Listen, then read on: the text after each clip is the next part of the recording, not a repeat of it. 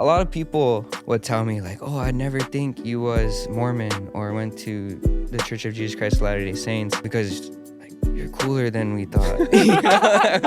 I'm like, wait, you're too cool to be a Mormon. Is that what they said? I got arrested once when I was 16. It was on a wall that already had graffiti on it. I had to go to the station, all that. And my mom showed up and she was like looking for me and she's like, seen me, I was like handcuffed to a desk and she was like, oh, hey. The cops were like, bro, whose mom is that? You know, like, she's not supposed to be stoked that you're in here. That's my mom. Yeah. You know, like, she knew what I was doing. She understood and like she knew I was like safe. I got Viking blood, I got Maori blood from New Zealand, I got Polynesian, Hawaiian blood, but I got the small trait. You know, I'm short. Yeah. Wait, can we just talk about how this guy just came from Japan? From the plane to the pod. Yeah, the plane to pod. Velina mai kako, welcome to Keep It Aloha, a podcast that keeps it aloha by knowing that anything over 30 minutes away is considered far. I'm your host Kamaka, and if I could be 15 minutes away from everything, that would be an ideal life. But for those who have drives longer than 30 minutes, I am happy to be joining you on your commute today because we have a very fun episode to share with you. But before we introduce our guests, I gotta ask you to check out our Patreon at patreon.com/kamakadias if you want to support us for as little as $3 a month. You can get some pretty cool perks like some behind the scenes action of my life and this podcast, get to see who is coming on the podcast before anyone else, and even listen to an uncut audio version of this podcast before anyone else gets to listen to it on Thursdays. If supporting us with money is not for you, but you still love this podcast, please consider leaving us a review on Spotify or Apple Podcasts. I read every single review because I appreciate it so much. And to prove it, I want to share this review from Kamaka Noe. This person says, I'm grateful for this podcast. As a Kanaka who did not grow up in Hawaii, this podcast has become an important part of staying connected to my roots. Mahalo Kamaka Noe for this awesome review. Also, I love the first half of that name. So good. Okay, let's introduce our guest today. Support for this podcast comes from Texaco in Hawaii, which features 58 convenient locations across the state. Fueling up at Texaco is fast and easy when you use the Texaco mobile app to pay at the pump. The Texaco mobile app is a contactless way to pay for fuel so you can get in and out of the gas station quickly. Fuel your car and fuel yourself. Pick up your favorite local snacks and ice cold drinks at your neighborhood Texaco today. Texaco at Techron, driving performance. Our guest today is a wave surfing, graffiti spraying, mural painting Native-Hawaiian artist from the island of Oahu. He has produced several solo exhibitions as well as contributed works to numerous groups and collective shows. Having developed an extremely applicable style, that's a hard word, applicable. His work has been commissioned for major branding and marketing campaigns by organizations like Band's Triple Crown and companies like Hawaiian Airlines. This prolific mural artist also produced massive work for clients like the International Marketplace and Bloomingdales. He even painted a mural for our past podcast guest, Bretman Rock. Bottom line is, he is dope and his work speaks for itself. I am stoked he's here today. His name is Jack Soren. Aloha, Jack. Welcome to the podcast here at iDate Studios. How you doing? Good. Thanks for having me. Stoked to be here. Yeah, you made it. You made it on. Made it on. It's so cool. We met only, a month ago? I think it was about less than a month ago, maybe, yeah? Maybe less than a month, yeah. At Value Furniture, which, is going to be a future sponsor, so stay tuned for that. A little sneak peek. But I've seen your work before. Mostly I've seen your name. I didn't actually see who you were, but I always see your work everywhere. Like, you have such a distinct style, unique style that really stands out. So I think that's like the thing that really drew me. And then we were just talking stories at Value. I'm like, oh, this guy's pretty cool. Just one local brada from Haula, Kauku? Laie. Laie? Yeah, okay. Yeah. Basically the same 0 for 2. place. All right. Nah. I'll get better. Well, for me, I grew up in Laie, Haula, and Kuhuku because my friends, and more on the North Shore. So for me, that whole area is home. My best friend lived in Haula, so I spent a lot of time there in elementary school, and then in high school, most of my friends were in North Shore and Laie. So Yeah, no, Just it's yeah, that it's side all of the island, home. That the whole far side, side of the the island where far side. everything's so very far away. Not 30 minutes, but an hour. Yeah, Sometimes an hour, 30 minutes with traffic, but our that's way it's too far okay. for me. That's like opposite side of the island. When I live on the Big Island, it's way too far. But anyways, let's get to know you. I really want to hear your whole life story. You have a really interesting upbringing, and you've even been on a mission as well. And I love to hear people's missions because I was in the Peace Corps, so it's like my version of mission. So let's get into it. Where are you from? Where you grad? And what was it like growing up? Yep, so I'm from originally Laie, still in Laie. I grew up, like I said, just on that whole North Shore side of the island. Graduated from Kahuku in 2012. And what's the next one? Oh, wait, what was it like growing up? Growing What was up, your childhood like? it was the best childhood. Excuse me. Um, sorry. No noise. Growing up on the North Shore was a lot of fun. Like the countryside, Mm-hmm. right? Uh, Surfing, skateboarding, playing graffiti, Spraying graffiti. surfing, skating, painting graffiti, just kind of adventuring, spending a lot of time in the ocean.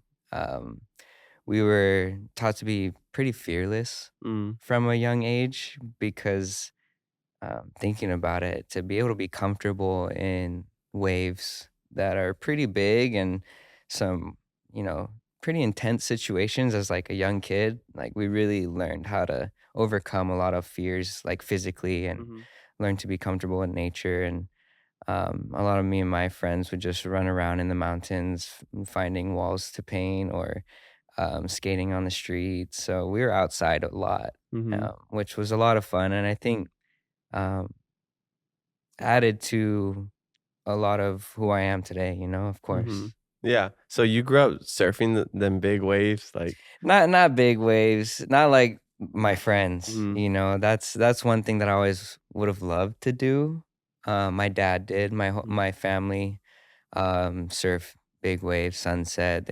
My dad would go to Tahiti sometimes.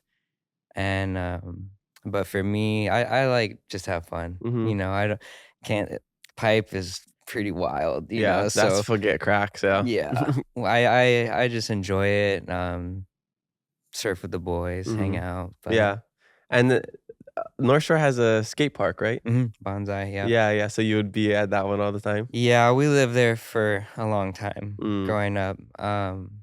Back in the day when they were building it, they had these walls that weren't connected to like the actual skating section. mhm, They were separated with grass, so we used them as like graffiti walls. mhm, So me and my friends would just go skate and paint and practice our skills. So we got a lot of practice in at the skate parks with our artwork and yeah. whatnot. But it was a lot of fun. And then just run across the beach when it got too hot and just go swim. Cool off. Yeah.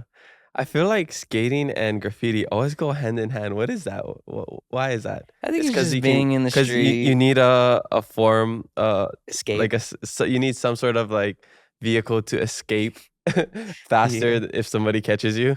Yeah, yeah. And I think it's just the culture, Mm-hmm. a lot of the skateboarding community kind of has a little bit of that like rebel side, that Mm, anarchy type thing. And we were just being kids, mm-hmm. knuckleheads running around. And um we loved art, and so naturally our environment with skating kind of led to the graffiti side.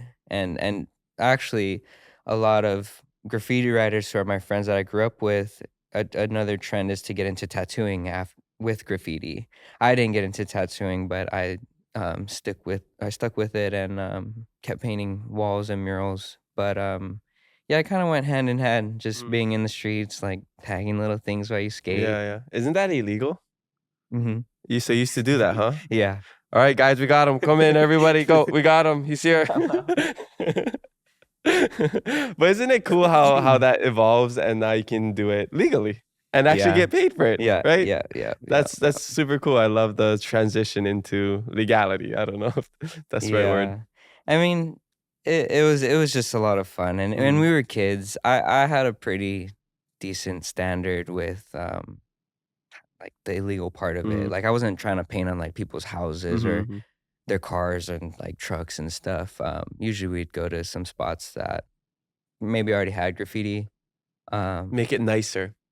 that's what I liked. That's what it That's was. what I Like, said. this You wall's know, ugly. Let's make it I nicer. know. Um, yeah, I just enjoyed the art side of Mhm. it, like putting a lot of time into making characters and graffiti characters or replicating what I would watch as a kid, like Dragon Ball Z stuff Hey, or yeah. all the cartoons and putting it on the wall. So it required a little bit more time. Whereas if we are, when we'd go out into the city, there'd be less time just because we were getting up. That's what a term just to get your name up as much as you can to then gain that, I guess, that infamy or that famous point of like, oh, that's so and so. He writes that and he's all over the island. Mhm. But now I get up in a different way, like just painting murals, working with clients. So it's pretty cool how it's kinda come full circle, but those roots of graffiti really, uh, yeah, it was the beginning for me. Yeah. How did you get into it initially? So I come from a family of artists and Mm. creatives and, entrepreneurs, and lucky enough, I was surrounded by a lot of different art styles. My uncle oil paints, my grandma painted with acrylics, beautiful paintings. My, um one uncle carves tikis at the Polynesian Cultural Oh, Center. Saw nice. all the ones on the highway.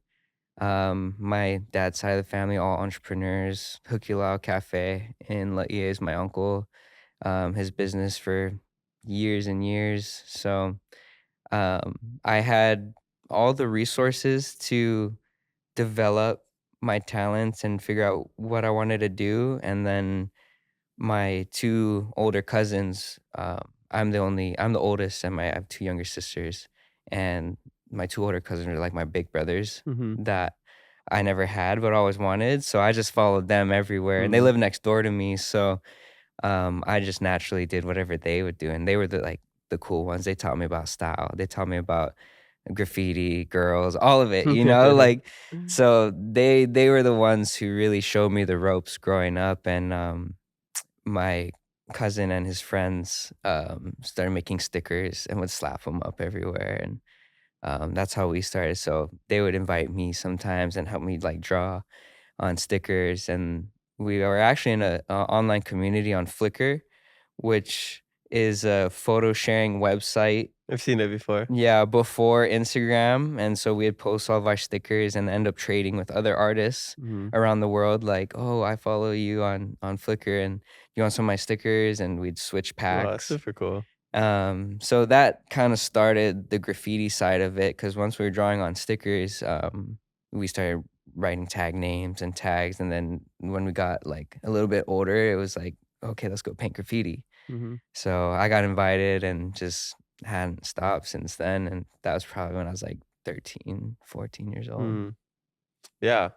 Such an interesting lifestyle, like, totally different than, like, how I grew up. I grew up playing sports. I Mhm. mean, in Hilo, small town. Yeah. I mean, I did sports and stuff too when Yeah. I was younger, but I yeah. was never into, like, the art stuff. That's Mhm. my weakest subject.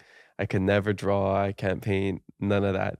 I'm just more just, I guess, running and Yeah, doing stuff with my feet and hands for sure. that aren't that's not on a canvas, just on a Mhm. field. But it's something that I've always wished I could do, paint, because Yeah. it's such a useful skill to have, especially when you're trying to explain something to somebody and you can just draw it out. True, Yeah. true. That's how I communicate. Mhm. There's Yeah. so many forms of communication and, And I'm a writer, so oh, that's where yeah, we differ. yeah, yeah. Super cool. So, you graduated from Kahuku High School, and then Mhm. what did you do after? I started at the Brigham Young, Mhm. University, just it's literally maybe a block away from my house, so it's pretty convenient, and, I go to church over there, so it all kinda, like, worked out, and then I went on my church mission, so, um, yeah, Where'd you go? I went to Pocatello, Idaho. Wow, Idaho. Yeah. Exotic. Actually, for me, it was pretty exotic because for an island kid to go to a different land, like it completely different. I saw the beauty in it. Where rolling hills of farmland. Mm-hmm. I ended up finishing up in the Grand Tetons near Jackson Hole and Yellowstone. Mm-hmm. And that was one of the most beautiful places I've ever been to. So it was different than my tropical environment, you know. So I Definitely. thought it was cool. It was a new Yeah, experience from for the me. coast to the highlands. That's the first time I seen snow, Mm.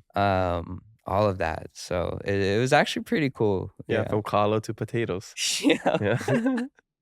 for sure. Yeah, but isn't was it vodka made from potatoes too, I have no idea. or something I like don't that? drink. Well, I know, Yeah, I I know. know you don't drink because of your religion, but is Idaho a big drinking place? Because I know like places like Montana, like Bozeman is one of the drunkest cities in the U.S. So I just was wondering about like that lifestyle over there because it's like so contradictory to your beliefs, being somewhere that is like Nah. total opposite. I mean, it is somewhat in a bubble Mm-hmm. of the LDS Church. Arizona, Utah, Idaho Yeah. kind of have a lot of church members in those Mm-hmm. areas, so everyone knows about the church and everything, and um, so yeah, they had an idea, but nah, it wasn't bad at all. People were super friendly, Mm-hmm. really nice, really welcoming. Actually, a lot of Polynesians. Being gone from home for 2 years, you really miss it, but you'll get those families who will take you in and feed you lao lao and Mm-hmm. somehow had poi out in Idaho. So Really? I was stoked to be able to have those pieces of home with Yeah. those families that, yeah, they took good care of us. Were there L&Ls over there? Stuff like L&L. Okay. Had some restaurants Like like Hawaiian L&L. barbecue So we was kind. always going over to Hawaiian barbecue or even Yeah. like Korean barbecue had a lot of the similar same Mm-hmm. stuff. So Yeah. yeah. So was that your first time living away? Living, yeah. Yeah. Yeah. Yeah. Yeah. Was it a hard transition? Yeah. Yeah. It was tough leaving home and my friends, but I think it was experience to grow. Yeah. You know, like removing yourself from a comfortable environment always allows for growth if you see it that way. Sometimes people might see it as a more negative thing and like they miss it too much, and I understand. But for me, it was definitely time to grow, Mm-hmm. and I really enjoyed it. Yeah. It's amazing things are on the other side of hard and uncomfortableness. So I'm a total believer in like being comfortable with being uncomfortable, and like putting yourself in those positions. The growth is astronomical. Hmm. Yeah. But I'm I'm interested in your art side and your religion side because I feel like there's that rebel side, but then when you think of religion, it's so proper, right? Like Yeah, you need to have your shirt tucked in, you gotta yeah. sit up straight. Like not saying you have to do that, but like that's like the image of like properness that you don't do anything wrong, Hmm. or you're gonna it's like For sinning, right? sure. So were you able to still practice your art and like, or I don't know if you can even say this, and maybe it Nah, nah, nah, nah, no, no. I'd love was to. knocking on doors in the daytime, tagging in the nighttime. I was good for those 2 years. Okay, I okay. refrained. Actually, had a barber shop that was called Graffiti, and we Hmm. go get our hair nice and cut from the homies over there, and they let me go spray paint one of their walls with like this barber pole, like slam dunking, Hmm. like it had Jordans Oh, that's on and cool. everything. But nah, I was pretty good because that mission was like I was just focused. Nice. Like I was there for a reason. I was gonna use that reason to do all the good I could. But yeah, no, definitely it was different, and a lot of people would tell me like, oh, I never think you was Mormon or went to the Church of Jesus Christ of Latter-day Saints because like you're cooler than we thought. I'm like. Wait, you're too cool to be a Mars. Is that what they I mean, said? I do. There is like, a stereotypical view of our church members, Hmm. and yes, it was different growing up going to church, I didn't feel like a part of the mold type thing, Mhm. which it was hard at time as a kid to like identify myself and what I wanted to do, but I knew what I loved. Mhm. I knew what I loved, and I knew that religion is a way for us to worship and practice uh, gospel teachings. And so I followed the gospel teachings the best I could, like regardless of sometimes, I'd go make trouble with my friends. Um, I knew that I liked the way I felt when I communicate with God or when I read scripture, Bible, Book of Mormon, both of them, love them. Any piece that brings me closer to God and Jesus Christ. Um, so it was a bit unorthodox of an upbringing in how I did church, and that's how I do it today too. Mhm. I don't let any of like the stereotypes or maybe the misconceptions or what people may have heard. Even Like I got expectations. one wife, I love her. I could only have one wife. One is enough. Any more than that, come on. Like having two to like make sure I was home on time, that'd be a lot. I totally forgot about that until you mentioned But it. that's all like Yeah. stuff that people have learned over the years that practice that today. Yeah. Like the main thing is just to do your best to follow the teachings. Mhm. And the teachings are always perfect. The men aren't. Mm. Those who the people aren't. The church members, any of it, to where that's how I live my spiritual side. I pay attention to what's taught and maybe not the actions of others. And that's really kept me in line with my values and my goals and my relationship with God. So um, even if I'm out painting graffiti, like I know what I'm doing with my family on Sundays. Mhm. I know the teachings that help me be a better dad or to be a good husband. All those good things I take and I put in my life. And then everything else that's what's said or whatnot, I just let them say it. I But love that. It's really just you being your authentic self and not letting anybody else influence you negatively. mhm, I mean, because there's, a lot, it sounds like you have a lot of positive influences in your life mhm. as well.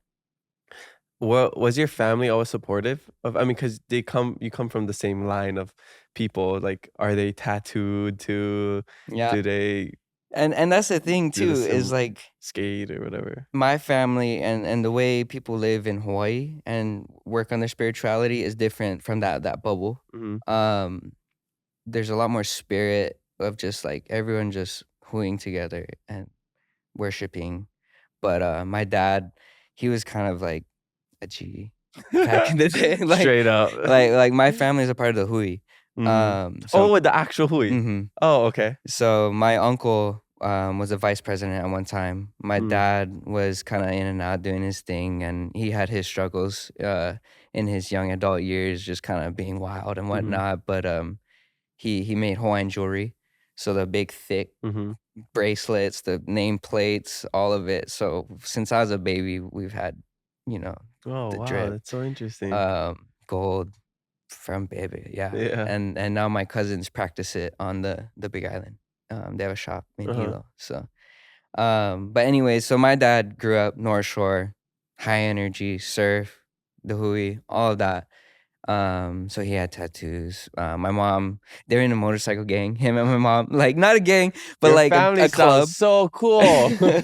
I got a photo of my mom, a cheetah bandana, sunglasses, leather jacket, just ripping on a motorcycle. Um, so that's where I come from. My family is different. So it just flowed with my family, and then the spiritual side, we did church how we Hmm. had the best we could.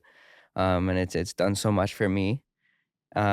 Especially when I lost my father when I was 15, he passed away. And just having that belief system really helped me get through it. And then painting graffiti with my friends, like that escape, running around in the mountains, finding different spots. So my mom was super supportive. I got arrested once when I was 16. and it was on a wall that already had graffiti on it at the beach, and me and my friend had to go to the station, all that, and my mom showed up and she was like looking for me, and she's like seen me. I was like handcuffed to a desk, and she was like, "Oh hey," and I was just like kind of embarrassed, just because the cops were like, "Bro, whose mom is that?" Like, she's not supposed to be stoked that you're in here. I'm But so that, proud of you, honey. I mean, not even that. She was just there to pick Yeah. me up. But that's my mom. Yeah, yeah. Like, she knew what I was doing. She understood, and like she knew um I was like safe Mhm. for the most part. But that's just how my family rolled. That's So awesome. I've had a lot of support and opportunities to freely express myself and explore. And um, they were strict, taught us good standards, but let us go. Mhm. And I think that was the best thing for me. For sure, having that balance, you have some friends growing up, their parents are so strict. Yeah, And then there's people who are a little bit too lenient, yeah, so their kids kind of just go a little too wild. yeah. But I think it sounds like you had a really good balance, and I feel like my parents gave me a really good upbringing like that too. They pretty much let me do whatever I wanted to do and supported me along the way. Until this day, like playing sports, just living abroad, and like, in any of my endeavors, like, hey, I'm gonna pay off $53,000 student loans in 1 year, and I'm not gonna have a job. I'm just gonna do odd jobs, and they're so supportive. Hmm. So having that family support is like no other. Like knowing that you are supported, that you can do whatever you want, and there's gonna be people backing you up. As the kids say, hits different. Yeah. It does. Yeah, well, that's why I feel like I'm real fortunate, Hmm. because a lot of my friends that I grew up with graffiti, and sometimes too in my own home, it was tough, Hmm. but they never had that same support, and Hmm. so working together and being with them, supporting each other, I was able to find my tribe, you know? And that's so important for anyone to find their tribe and their friend group or their people, because having that camaraderie has built me up so much. Like, I was a timid kid, I was shy, I still get shy sometimes, but knowing that I had some of the dopest friends that were always pushing each other to do better, and to make either do a sicker graffiti piece or a painting, or even in high school, surrounding myself with creative friends like videographers, photographers, artists, streetwear, clothing, fashion, all of it really just enhanced my talents and skills. And it's kind of like that saying, if you're in a room with the five millionaires, you're going to be the sixth, Hmm. So picking my friends in high school was easy because I knew who I belonged with. I Hmm. knew the kids that did art, and I gravitate towards them. And that's what got me through high school without getting into too much trouble or too many fights at school, like Kahuku. I, I'm a I got Viking blood, I got Maori blood from New Zealand, I got Polynesian, Hawaiian blood, but I got the small trait. Yeah, I'm yeah, yeah. You short, got the so small one. I had kids at school who would tower over me. I couldn't get into school fights, Yeah, yeah. so I was just cool with everyone for the most part, just to lay low, like, Hmm. "Oh, what's up, everybody?" Public school, there's some scraps, but Yeah, yeah. it's all fun. They're Yeah. just kids. Something I just learned recently, because you bring up like your blood, but you're Hawaiian and you have all those like really cool I'm a ethnicities. mixed plate. You mixed plate, We're we're all all mixed mixed plates, plate yeah, right yeah. now. But because you see some Hawaiians are bigger and some are a little smaller. My brother was telling me there's something called like the manahunes. I don't know how much history, like the Hawaiian history, Do- I mean, I know enough to like Manahuni type stuff. Yeah, Yeah, well, apparently it's actually Manahune. manahune, but Uh-huh. people said incorrectly. They could call it menehunes. But so those Mm. are like the original before like anyone ever came to Hawaii. Those were the people that were in Hawaii, and like I can't remember the history. I'll get somebody on to talk Yeah, more yeah. about this. Basically, there's somebody and they came and conquered all that. This is like Kamehameha lineage came, and he like kind of was like all these Hawaiians, they're so weak, and they're so easy to just take over. So he took over all the islands, and like so people come from like two different lineages, like the Kamehameha bloodline, which is like the warriors, like 6 foot, like maybe like the 7 foot warriors, and then there's like the Manahune ones, which is like smaller. Like I'm sure we've got the smaller Hawaiian bloodlines. Yeah, But that's yeah, something funny. interesting. I gotta get somebody on to talk more about this. That is Yeah. not my brother, because if my brother was on this, it'd be a terrible episode. We just argue the whole time. Nah, that's cool, and that's what I appreciate too. Even like growing in culture, like as a kid, it was always an obligation for me because I just wanted to paint, Mhm. skate, pay attention to Western culture. That even now, like correcting myself with Manahune, learning those things is super important to me because um, I almost neglected it growing up, but now understanding that I want my son to Mhm. learn and grow, and whatever I can do to help preserve any of the cultural values, whether it's through my artwork or language. Like I want my son to go through Hawaiian immersion Love it. and learn with him. And my wife, she's from Arizona, Howley. Like but Mhm. that frame of mind, that's what I mean, right? Like I see being Howley as a frame of mind, Mhm. because I get Mhm. plenty, light skinned, white people who are almost more Hawaiian than me in here. Well, that's Sam Potter, one of our Yeah. recent guests. That guy is so local, probably more local than all of us here. Yeah. So that's where like learning new things every day and just, Mhm. oh, it's actually this. Sick. Let's go. I used Mhm. to be more shame about Mm. it. And like, oh, I said it wrong, and then get super self-conscious. But I'm like, okay. I mean, I've learned that there's so many versions of Hawaiian culture from where you're from, what you've experienced, your kupuna, your lineage, all of that, to where like the more you learn, the better. Mhm. Our spoken um language and storytelling, our mo'olelos, all of that come from different places, Mhm. and you can always learn something new. Yeah, and you only know what you know. Is like you mentioned, if you're around 5 millionaires, you're gonna be the sixth. If you're around 20 people saying Honolulu, or like saying certain words, Kaneohe, you're probably gonna grow up saying Kaneohe, Honolulu. Like, it's, to me, it's not your fault. It's just the Mhm. environment that you were brought up in. So before, I would get annoyed with people when people would say things incorrectly, or just not know certain things. Like, how do you not know that in 1893, that's when we were overthrown, in 1896, and then like 1970 something was, Hawaiian language was reinstated, like all that. Like, how can you not know that? And like, that's in a way ignorant. To me, thinking they're ignorant, I feel like it's almost ignorant of me to do, because I went to Hawaiian immersion school. That's why I know that stuff. Not everybody has the Yeah, same yeah, yeah, upbringing. yeah, yeah. So I think we have to, just remember, it comes down to education and like how people were raised, because not everybody have the same upbringing. And like how you want to learn Hawaiian, how I learned Hawaiian as a kid, not everybody's gonna want to do that. Mhm. And I think that's okay. You know, Mhm. if if you don't want to learn Hawaiian, that's fine. I think you should still know like the culture and like do's and don'ts For when you're sure. living here. But I think to each their own. Yeah. Yeah. So that's something that's always a struggle here in Hawaii, right? Trying to like navigate.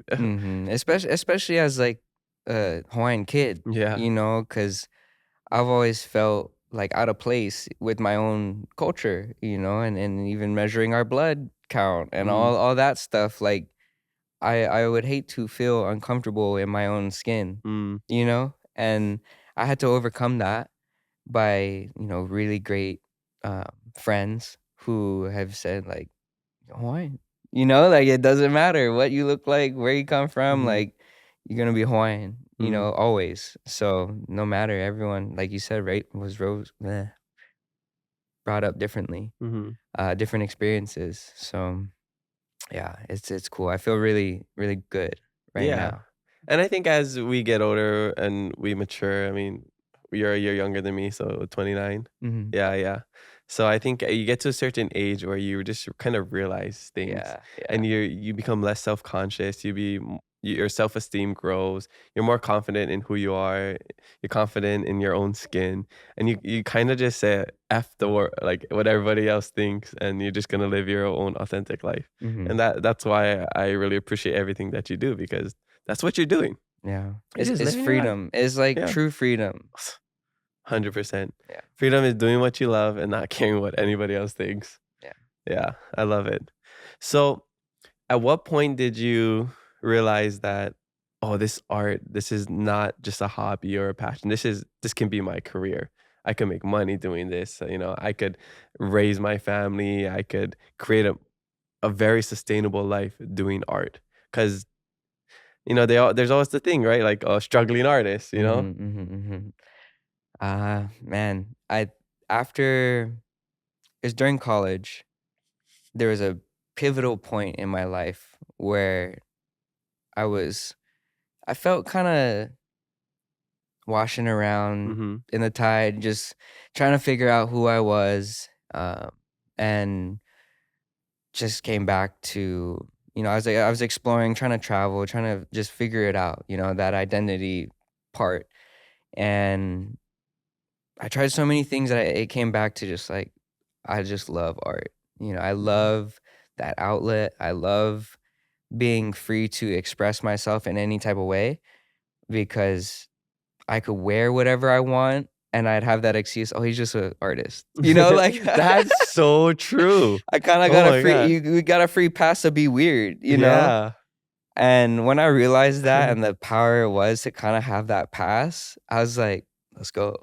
Oh, that's such a good point, because I feel so weird wearing certain things. I'm like, oh, but that's not my style. Like, I can't rock this. Like a bucket hat, like you're wearing right now. I would feel so uncomfortable wearing that just because I don't know. I don't wear that, and I just feel like everybody's gonna judge me. But like, look at like your drip right now is like you're killing it. You're rocking it. As soon as you walked in, Jordan was like, "Dang, fit check." Like I don't know what it is. Like how maybe it's the confidence. But I look at you and you could wear anything and I'll just be like, yeah, it's hipster artist guy. Yeah. I That's mean, just so exactly. It's funny. just like, um, it was more so just, knowing that I could kind of do whatever and it be a part of this artist's lifestyle and Mhm, the art in itself, like being me, mhm, and with that same pivotal moment was a big self-love mhm, realization, because growing up, I was pretty tough on myself, for a lot of things, mhm, was really trying to measure up, fulfill the responsibilities of being the only man in the house, mhm, take care of my family, anything I could do. So there's a lot of like pressure that there's a lot of stress, anxiety, maybe feeling not enough a mhm, lot of times. And so with that same moment, I realized, what self love was and really learned to love who I was and who I am. Was meaning every mistake, every good thing, everything that has happened in the past, um, every failure, and then everything that I'm about to do. That self love really helped me to be free mhm, from a lot of those worries and certain molds that I was expected to be in or lines that I was expected to follow. But deep down, I knew I wasn't meant for any of it. I was meant for something else. And so I had to just be okay with where I was, who I am, and just mhm, trust myself. And from there is when life started to change. mhm. I met my wife probably 2 weeks later. How old are you this time? I was probably like 21. Only 21? Yeah. Wow. Yeah. Oh, you figured your life out early. Yeah, I mean, I knew what I loved from Mhm. a very Yeah, young age. I did what I loved from that's a such a very young strength. age. It's a blessing, Mhm, like knowing I love graffiti. I knew to take art class in high school. I knew to take art class and business mhm, class in college. Whereas a lot of times we're still looking mhm, for ourselves. We try this class, try this class. Oh, I don't like that. For me, it's just like boom, boom, art, mhm, business, entrepreneur. Let's go. So, um, yeah, 21, 22, did that self work, you know, awareness, self-awareness, mental, set some goals, and then the doors started to open. And that's when I pretty much invested my life to this path. Mm-hmm. And I just read the book The Alchemist, I love that. One of my and favorite books. I've never read it. I listened to it recently on an audiobook, and the concept of how the universe will transpire and conspire to help you along your path has been my entire life. Mm-hmm. And then when I read it just recently, I was like, oh, this was the same, this was the same, this was the same as what the book was saying. And I'm so glad that I stuck to my path. Mm-hmm. Because there was times of comfort where I could get a job. There was times of stress. But knowing that I wasn't meant for any of it, I had to stay on my path, got me to where I am today. And it was tough. It was really hard, really stressful. But just sticking with it and trusting it, even when financials are hard, that struggling artist, like trying to convince my wife that I need to do this, like I need to leave to go paint this wall for 5 days and not be with you is going to be worth it one day. Trying to convince her dad, like, can I marry your daughter? Like Yeah. you're an artist. How's that going to work? I was like, it's going to work. Like I knew when I asked him, I was like, it's going to be different. I'm different, like it's, you'll see. Mm-hmm. And proving that to myself has always been a thing that like, proving to myself that I can do hard things that despite my mental struggles or emotional struggles or environmental struggles, I knew I could push past it and really challenged myself to do so. And it worked out real beautifully, I mean, look where you're at now. Collabs with almost Happy. every big business. Yeah, and my father-in-law is probably my biggest fan. Wow, that's cool. I love that. Yeah, so yeah, it's been a real special journey. Mm-hmm. Putting that time into figuring out myself and committing to it, Mm-hmm. Cool. Would you say you've quote unquote made it? Where are you at in your career right now? I mean, you did a video with Bretman Rock. He's one of the biggest people ever. All of those, I just enjoy meeting people, like Bretman, and really learning who they really are. Mhm. And Bretman was someone who was really genuine, down to earth. For someone for that much success, I went home with bags of avocados every You day. gave me avocados too when Yeah, you came on the yeah. podcast. I went to his birthday party. Yeah. You went to the birthday I party? missed you this past year. Did you go? Yeah, we went. I It's dressed up as a chicken. always Yeah. the one, Yeah. that what you would expect a party to be for Bretman. Very extra. 3 outfit changes. Yeah, and showed up late with fireworks. We didn't get the fireworks. Oh, come on, Bretman. Gotta step it up next year. But just like knowing that those like people support what I do means the world to me. And I remember I've had opportunities when I was young, like 16 years old. I have a video of me telling what I would do, like my life goal, and it was to graphic design for companies and to sell artwork and make artwork for people. Wow. And I watch that video, all the time, and just know that I'm living out my 16-year-old dreams right now. And so my 28-year-old dreams are a lot more ambitious. Yeah. And so made it for me is on a whole nother level than where I'm at right now. Cool. But so just getting started. Oh, this is just the beginning for what's to come. Okay, so good thing I got you now before you get too big and you forget about us. Yeah. Never. I mean, my community has been so supportive, and I never want to forget that. Yeah. People from my church would let me paint walls at their house when I was a kid. Gave me money and to practice. So my village that raised me really gave me everything I needed for a perfect runway. Yeah, I love that.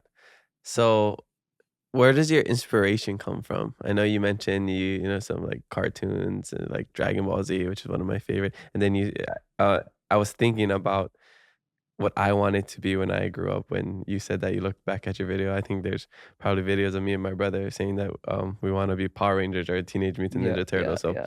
we did not accomplish that goal, but it's not too late. There's still time. There's still hope.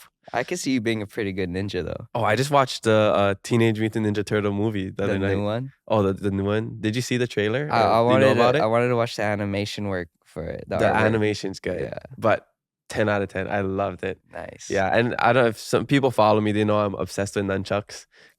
see. A couple episodes ago at Keeney, I actually busted out and I showed them some things, but I love nunchucks because of Michelangelo in Yeah, Teenage yeah, Mutant yeah, Ninja yeah. Turtles. So So I mean sick. that my childhood was like all the childhood cartoons. Like Mhm. that was my favorite. Yeah, that really inspired me, and actually, cartoons and animation, like I still watch a lot of like anime, Mhm. cartoons, all of that because it keeps my imagination at the level I want it to be. Mm. I know sometimes when we get too cool, when we get too old, that I don't watch cartoons. You know, like, These days it's like back though. but It's it's like back cool, right? because we're older now. Yeah. You know, all of us who grew up on That's it, a good point. Yeah. we're making the moves. Yeah. So for me, I love all of it. Animation, character work. I was the character guy at painting graffiti. Mhm. Everyone had like real tough letters, like crazy styles, and I was doing all my weird, Mm. crazy characters with my letters on the side. But I love that. I love character design, the narratives behind characters, animation work, monsters, like all of that stuff is really what I love deep down. And what I paint today is a form of everything that I've been, everything I've learned through art and technique kind of blended together um, for this new style I'm doing. But I've always grown up with like yeah, monster cartoons or the Labyrinth movie with David Bowie, like all these kind of like crazy movies that keep the imagination young. Mhm. Um, because I get like I don't ever want to get too old or like too mature to not appreciate the evolution of a character. Mhm. So still watch all types of stuff. I could see that now in your style, because Yeah, it's I don't want to say cartoonish because I feel like that doesn't do it justice, but like animated, yeah, I and guess. I'll have How would you like describe your style? it's a mix. It's a mix of both. Like, cause I'll Mhm. have like characters like my Mhm. Lil Mhm. Wavy. He's like a kind of like a cuter form of character work, and then I'll have this walrus character in an inflatable tube.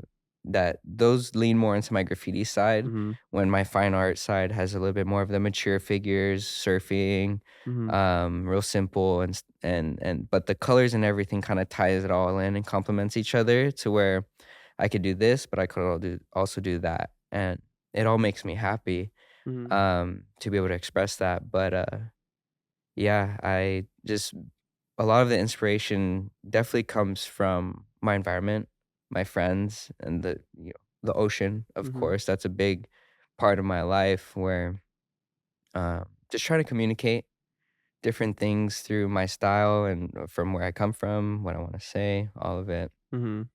Do you get a chance to surf these days? I mean, now that you're a father. Surfing is far and few in between sessions. I went from every day in high school for 3 hours, 4 hours, sometimes the last man out of Mhm. the friend group, still surfing when your arms are just noodles, but you got one more set you can go for. Yeah, I'll probably get into the water every 3 months. Oh, 3 weeks or so. yeah. But I love it. It's always there, and I know when I need it. Mhm. And my wife knows when I need it, you So know? like Jax, go And jump in the water, exactly. recharge. That balance is definitely, needed, and it's not just, like, physical health, but also spiritual. You know, my family has been surfers for generations and, you know, for my dad is now. So, um, having that balance is super important because the way I move is fast and it's a lot sometimes, and that having that mental stability by just taking a dip. I lucky I live maybe a minute, not even a minute walk. In my 30-second backyard sprint. from the beach. Yeah, just back gate, walk straight to the sand. Oh, awesome. Even just being there really helps like balance everything. Recenters you. Mm-hmm. Yeah. Super cool. I love that. All right, so we'll take a quick shishi break and we'll get into a fun game called Gas or Pass presented by Texaco Hawaii. Okay, we're back from a quick shishi break. Oh, where did my shakati go? Over there. Right over here, thanks to this little guy or girl. I don't know what gender the can is. But awesome stuff inside of here. Make sure you go check them out. They're on at pretty much every store. You see Whole Foods, Safeway, Costco, gas stations. Yeah, shakati. It's the best. Your first time trying it, right? Yeah. How do you like it? It's nice. It's nice. Refreshing. Yeah. Okay, so I'm gonna leave this here. Nice little product placement area right over here. And we're gonna get into this fun game that I just created a couple episodes ago, and I'm bringing it back because I feel like you'd be the perfect guest to play this. It's called Gas or Pass, and this is presented by our sponsor, Texaco Hawaii. All right, so basically, I'm gonna ask you something, and you're gonna tell me if it's gas, like that's something super cool, or pass, like nah, that's lame. Okay. So, okay, here we go. Number one. Oh, and I got some questions from Instagram too, or some suggestions from Instagram. All right, number one, over the shoulder fanny packs. Everyone's doing it these days. Even the local bradas. It's gas. Is gas? It depends what kind of fanny packs. For me, like a little bit more stylish ones. I'm someone who likes to have like things on me, like a little notebook or just like random odds and ends. And I lose things a lot. You know, so the functionality that matters. Yeah, okay. Yeah. Are you a fanny pack guy? Not like a fanny pack. Now I carry just the tote now. Oh yeah, see, I'm a tote guy too. Yeah, the tote. Super underrated. Yeah, but maybe as you get more into your dad ship, you evolve into the fanny pack. That's what my brother did. Maybe we'll see. We'll see. What about fanny pack? In front or in the back? Gas or pass? I'm just gonna say that's a pass for me. The front is pass. Yeah, the back is also pass. Over the shoulder to the hip, I rock that one. It's a little bit more stylish, yeah. Okay. Tuck shirts, gas or pass? Ooh, depends on the pants and the belt, gas. Okay. So, I only imagine like tuck shirts with like dress shirts, like Aloha shirts. Yeah, nah. But not like... Oh, tuck a Aloha shirt? Nah. No. Don't tuck the Aloha Oh, sorry, shirt. not Aloha shirt, but you know like... like a button up. Yeah, button up. Button up? Yeah. My style... I don't do it, but... Depends on the shirt. Okay, so but I'm gonna say gas. Gas? Gas. Okay. Yeah. It's gas. All right. Sugar and poi, gas or pass? Pass. Pass. Pass. All right, Hard you sure? pass. You sure? Just yeah. No. If you want it sweet, go Waihole Poi Factory. That's fresh. Or get the not the kalo bombs. What is the version at the Waihole Poi Factory? The dessert one. I never had kulolo? it, but I hear about it all the time. Kulolo and ice cream. Is that the one? Mental. So good. Oh, actually, gas. we're going to PCC tomorrow. You know. Stop. I gotta stop on my way back. Yeah. Yeah. I'm gonna do that. Okay. Gym selfies, gas or pass? Pass. Pass? Super pass. Super pass? Yeah. You never took a gym selfie? Nah. Okay, me neither. I don't go to the gym. All right. Nah. Yeah, I'm good. I just move weight how I move weight and yeah. Okay. The Book of Mormon play. Gas or pass? I never seen it, but I'll probably pass. It's probably more cringy than what I would expect it to be. Actually, I heard it was kind of funny. I watched it. It's funny. Oh, is it funny? It's funny. Yeah. I actually never seen it. But then I'm coming from a different perspective as well. Right, so I don't know what it would be like for somebody who actually practices. It would probably be funny, actually. I think you'd find it funny. Your personality, I feel like you're open-minded. You can take it as what it is. Nah, I don't worry about any of that. Like offensive. I don't get offended by none of that. Because it's funny because even like TV shows and movies right now kind of target Mormons as like the nerdy ones. And it's pretty funny because they're not lying. It's just pretty true. Stereotypes kind of nerdy, but for a reason. Yeah. They're not always true. I think that's the thing is like you just can't take it as fact. Like they're not always true. If you know that, there's some truth and some, not myth, but Take it with a grain of salt. There we go. Right, There we right. go. Okay. The North Shore, gas or pass? Oh, gas. Okay. Fire. The North Shore, with all the tourists moving there, trying to find themselves, crystals, Yeah, that's pretty cringy. That's a pass. burning. Just pass by North Shore Yeah. and keep going to find where you're gonna live. Gas it, past that. Yeah. To Laie. Yeah. No, not even Laie. Still, keep going. I don't know where you're gonna go. Just not there. Go all the way down to Waimanalo. Yeah, And then past that maybe. to Hawaii Kai. Yeah. You guys can go to Hawaii Kai. Yeah. Or as some people say, South Nalo. Okay, next one. AI, gas or pass? Oh, super gas. Are you not afraid of it? I am, but I love sci-fi. Mm. I love sci-fi movies. Yeah. So like, if things start to pop off, I'm ready. You ready? Yeah. Yeah. The thing I always think about is, I think it's iRobot, where all the Will Smith, Yeah. how they kind of tried to take over everything. Yep. I'm ready for that. Yeah. I'm more ready for the zombie apocalypse. I feel like I could do a zombie apocalypse. I don't know if I could do AI taking over. I don't know if I could see my friends turn into zombies and then I'd have to scrap my friends. Hey, you gotta make the tough decisions. I'd rather scrap some robots. Yeah. I mean, because then we're already on the same side, humans versus robots. True. So we're all gonna come together. Yeah. It's funny when we think about, we have all these racial issues and like all these things like Hawaiian or not or whatever. Yeah. Are you Hawaiian enough? If the world was coming to an end, if there was a zombie apocalypse, that stuff wouldn't matter. Nah. We'd all be like, we're all humans. One race fighting that race. Exactly. Hopefully getting along with, but okay, I'm thinking more like aliens, dude. Yeah, There's okay, well, a lot of the UFO stuff coming out. If the aliens sick. came to Earth. Gas. Aliens are gas. Yeah, aliens are the good ones. No, but seriously, if the aliens came to Earth, all this stuff wouldn't matter if you're Japanese or white or European or African.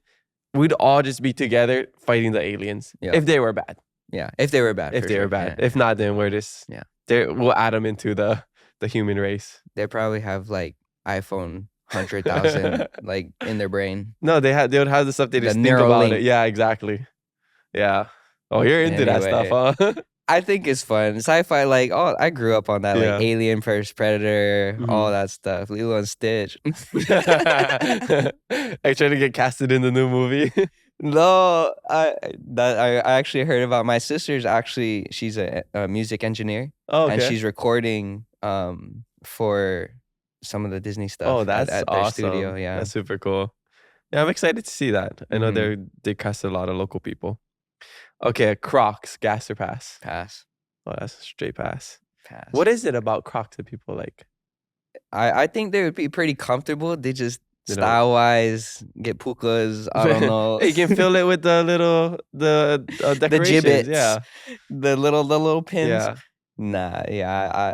I could say I've never and probably won't ever put Crocs on my feet. I mean, I'd rather go barefoot. Yeah. Yeah. Yeah. Okay. Fair. Surfers with full face of sunscreen, gas or pass?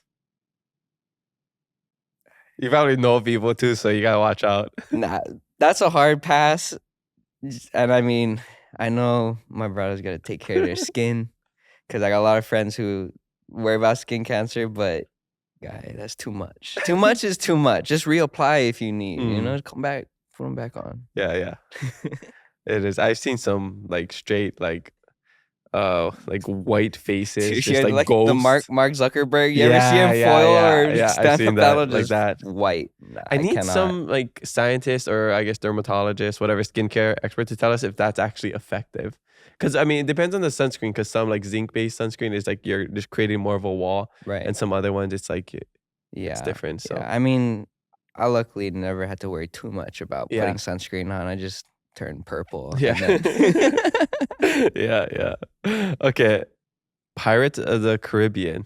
Gas or pass? Gas. Captain Jack right over here. Yeah. Also, let us know if it's Caribbean or Caribbean. We are trying to figure that out earlier.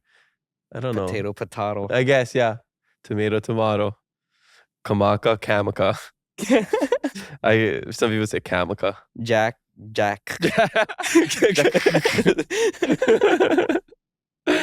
Okay, so these ones come from Instagram. Okay, so I got a bunch of suggestions when I asked. So mahalo everybody in advance for leaving all these I always look for you guys for some help. So. If any of my friends suggest it, I'll probably know which one. Okay, yeah, some you might, of because I'm gonna these. read the username. So Oh, yeah, I think okay. I'm sure you know the first one because Put me on the you have the spot. same last name. Oh, okay. Okay, this one comes from Rani. Is it Rani? It's my Or sister. Rainy? Rani. Rani, okay. Rani_Soren. She says, Sam Store Musubi, gas or pass? That's the most gas from Musubi. Yeah. Where's that at? Next to Hukila Cafe in Laie. I gotta get some tomorrow. I gotta make a list. So I'm gonna get one musubi from Mhm. Sam's store and then go to Waihole Poi Factory for the kulolo. Yep. Okay. Yeah. Alright. Come. I mean, I'll be home. We'll go get Musubis together. Yeah, let's do it. I never. I don't know what it really is about that one, but that's my go-to every. That's my Hawaiian Power breakfast is spam musubi from Sam's store with a Red Bull. It's bad, but I love that combo. Nothing else like it. It's the perfect Hawaiian breakfast. Nah, but that one's gas. Yeah. Not the Hawaiian breakfast, but it feels the Hawaiian. That's the fuels the Hawaiian Power bar, and then that's the rocket fuel. Yeah. And that's why it's gas. Okay, next one is from Late God. This person wants to know slammed hard bodies, gas or pass. Oh, hey, that's the cuz right there. That's the older brother. Oh, okay. That's Late God. That's the one. Shout out to you. That has to be a gas. On my side, that's gas. Even if it's slammed, standing tall, just the truck, gas. Gas. Okay. So are you more of a slam? Slam is like lower. Okay. I just want to make sure I'm getting it right. Scraping. I'm just going off context. Yep. And then there's lifted. Yep. So you guys on that side is more slammed over lifted, or it just depends on the people. It's almost like Haula, windward side, more slammed. Mm-hmm.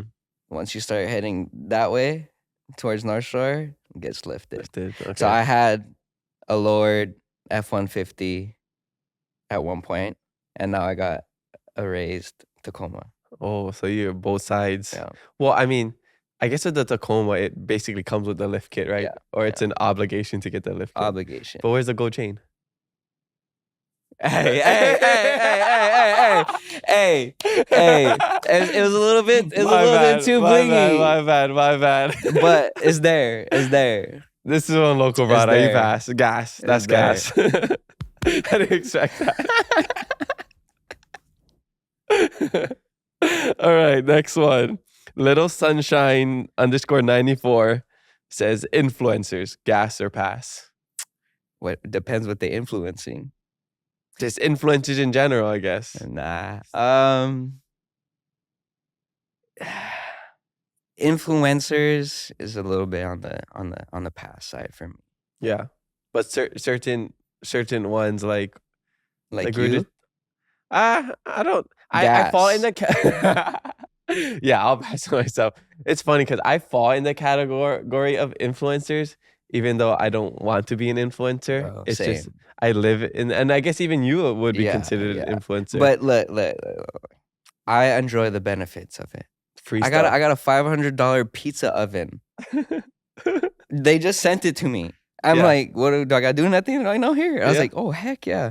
And then even like a baby carrier that was like $300 for the young one. So I enjoy the benefits. Benefits are good. Yeah. But, I rarely buy clothes. But look, for me, I have standards for myself, and like whatever way I want to influence, I just keep it true. I don't ever let myself get to that part of someone that I don't want to be. But great answer. Overall, pass. For us, gas. Love it. Okay. I'm feeling like you may know this next person. Uncle.cons says ripping pounders with McDonald's tray. That's my boy. McDonald's tray gas. Every day. We didn't need nothing. We just go grab those trays, go straight to Pounders after school. That's the best one. We mount the GoPros to the tray, get the clips. Yes. Pounders. Right on. Peace. That's awesome. Okay, next one comes from Brandon Yama. Picking flowers from neighbor's yard without permission. Gas or pass? I don't mind it, but it is nice when you ask. So without permission, pass. With permission, Pass. gas.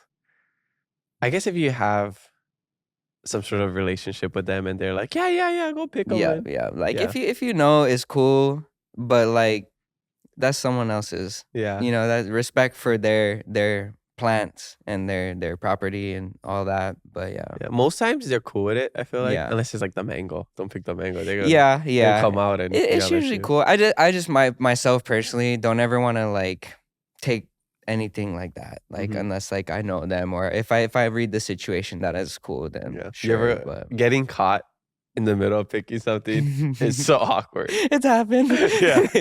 Yeah. Yeah. I think that happened maybe once. I was getting a flower, but they were super cool. I was just like, I don't even know what I said, but they were super cool.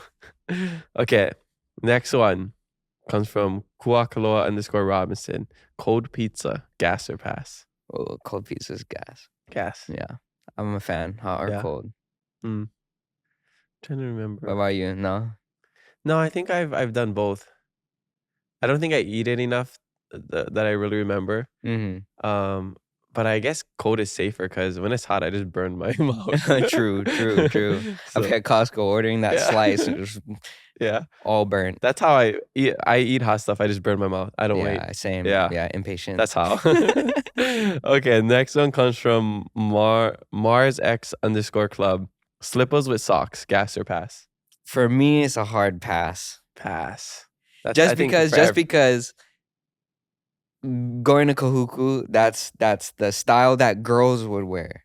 girls would wear. Bro, Huh. yeah, like nothing on the fan back home, but like I see some big tittas lining up about to waiting for you to get home after they hear this I got podcast. speedy legs.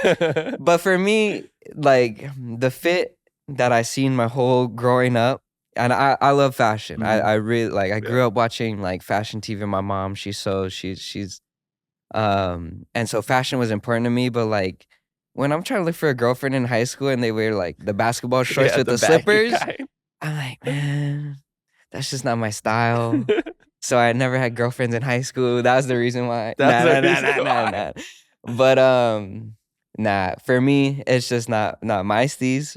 But I personally have to pass. No Okay. chorro. Yeah. Don't leave them alone. It's My alright. truck Personal is not preference. white; it's red, and it's not a Tacoma. Yeah. It's a Forerunner. Yeah.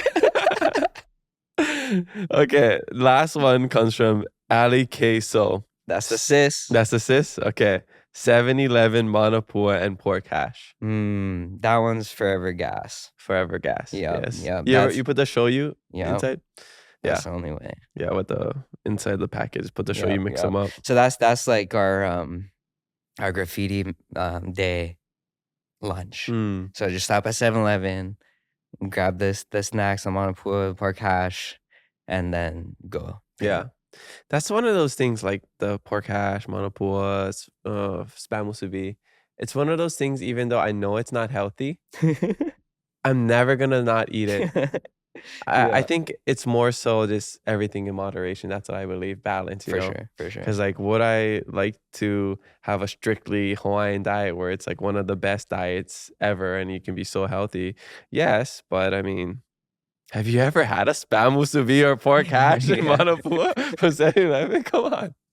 Like, do you choose happiness or health? Yeah, do you like experiencing something on a whole nother level or just letting it pass you by? Yeah, I mean, nah, but the moderation, like that moderation thing is how I live. You know, like alcohol for me, it's not just a religious thing, but like it's to make sure you're healthy. You know, like but that goes with too much Red Bull or Coca-Cola or any of that. Like even with my religious stuff, it's not about like caffeine stuff. It's just like take care of your body. You know, everything in moderation. Too much of one thing is no good. You know, so. I agree. I don't drink either. I never did, but I always got my calories through sweets. Yeah. Oh, that's mine. Ask me how much candy I brought home from Japan.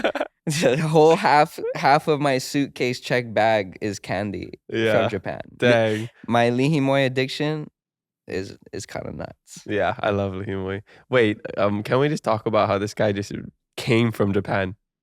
Like he literally just came from Japan. Now he's on this podcast. I forgot to mention that at the beginning. 11 a.m. chilled, got some lunch, and now we're here. He took a plane to get here. From the plane to the pod. Yeah, the plane to pod. That's actually kind of a cool name for like a pod from the plane to pod podcast. It Plane. sounds exhausting. Yeah, yeah. Or just maybe you just do podcasts on the plane or something. Hey, we'll get the private jet one Yeah, day. yeah, And we'll yeah, do the exactly. podcast only on the private jet. That would be cool. Yeah. I just feel like the noise with like the shh would be kind of Get hard. the noise Really good mics, canceled, yeah. All right. Well, mahalo everybody for those great suggestions. And I hope you guys enjoyed that. It's one of my favorite new games that we created, and I hope everybody's enjoying it as much as I am as well. But yeah, mahalo to our sponsors, Texaco Hawaii, for presenting this game, Gas or Pass. Mahalo to Jack for answering them. Yay. All right, so let's move on to the back half of the podcast. Let me change my laptop to the position my Shaka T was, and now we're good. All right. So I like to ask all of my guests, what does keeping it aloha mean to them? Our name, keep it aloha. I love keeping it aloha in life. You're someone who has aloha. I see that, just through talking with you and seeing your stuff online. What does that mean to you? It's pretty big. And as I've gotten older, and now being a dad, my wife not from here, there's a lot of things that have really changed my perspective on what aloha means. Even just learning all different types of translations of what aloha means, the actual word. But for me, our values that we grew up in Hawaii are so special, so unique, that I think that's what people look for when they come here, but never find, because they're looking in the wrong place. They're looking. Sometimes people find the touristy stuff, thinking that's the aloha, like, oh, beautiful scenery, all of it. But always come short because they never really experience what aloha is, and that's within our community, our people, and in our hearts. Our love for the land. The land is chief, and that's where we fall into place here. The land isn't just something that we build upon. The land is what provides us life. The ocean provides us life.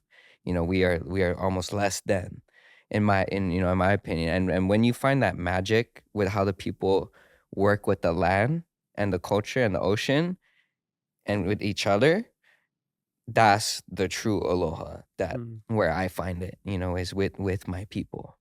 And when people come and move, they don't insert themselves into that community the right way.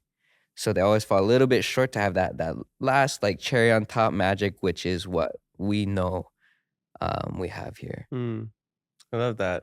How did your wife integrate into this culture? It was tough, pretty tough, because she was then the minority, and so going to order poke from Tomura's, Auntie would give her a hard time, but when I walk up, it's a little bit easier. And so I had to tell her, like, babe, they don't understand, like, there's a whole history of why this is, and they haven't learned to see past it yet, to see they, because by your looks, those people is what hurt us, or colonization, all of that. Like, it's a stereotype that just rubbed us the wrong way, because of all that's happened, and it's sad. And we're judgmental by nature. Yeah, and yeah, even. So she's definitely integrated well now. It definitely took time, because through me helping like teach her more about the culture, what happened, now it's kind of funny. She gets kind of nuts about cultural situations where like other people are being disrespectful. She's like, wow.